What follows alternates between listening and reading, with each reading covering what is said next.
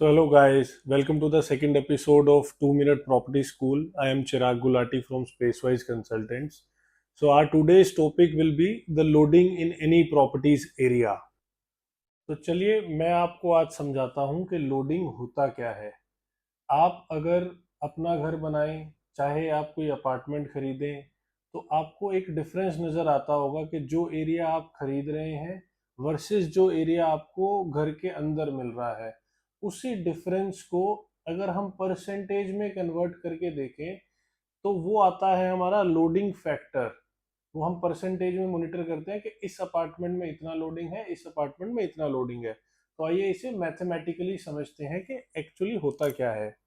So if we go for loading factor, तो जो आपके घर का सुपर एरिया है जो बिल्डर सेल कर रहा है, माइनस जो उसका एक्चुअल कारपेट एरिया है, excluding everything your inside wall to wall area is known as carpet area, जो हमने लास्ट वीडियो में डिस्कस किया था, डिवाइडेड बाय में super area of your apartment, multiply by में 100। तो अगर हम एक एग्जांपल के तौर पे समझे, सुपर एरिया किसी घर का 1000 स्क्वायर फीट हो, कारपेट एरिया किसी घर का 600 स्क्वायर फीट है, तो 1000 - 600 डिवाइडेड बाय में 1000 मल्टीप्लाई बाय में 100, तो ये 400 आ जाता है। 400 को अगर हम 1000 से डिवाइड करके मल्टीप्लाई बाय में 100 करेंगे, so this will become as 40%। इसका मतलब ये हुआ कि इस 1000 स्क्वायर फीट के घर में 40% लोडिंग फैक्टर है। तो घर के अंदर जो कारपेट एरिया मिलेगा, जिस एरिया में एक्चुअली आप कारपेट बिछा सकते हो, वो एरिया रहेगा 600 स्क्वायर फीट। उसे आप 1000 - 40% भी करके कैलकुलेट कर सकते हो।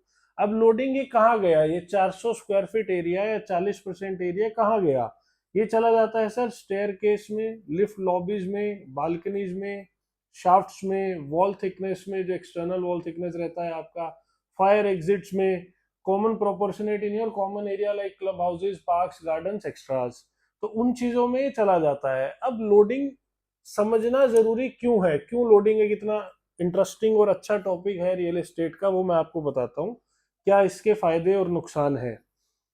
तो जैसे हम दो एग्जांपल लेते हैं, एक बिल्डर ए जो बढ़िया टाई लगाकर प्रोफेशनली काम करते हैं, अच्छा काम करते हैं, एक बिल्डर बी जो थोड़ा बदमाश टाइप के बिल्डर है। तो बिल्डर ए घर लॉन्च करता है 2000 स्क्वायर फीट सुपर एरिया पे, बिल्डर बी भी 2000 स्क्वायर फीट सुपर एरिया पे लॉन्च करता है।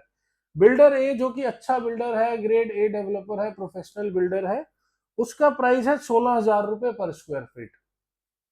लोडिंग उसमें 40% है, जिसकी वजह से उसका कारपेट एरिया आता है 1200 स्क्वायर फीट। टोटल प्राइस अगर हम 16,000 को 2000 से मल्टीप्लाई करेंगे तो 3,20,00,000 रुपए का घर आ गया।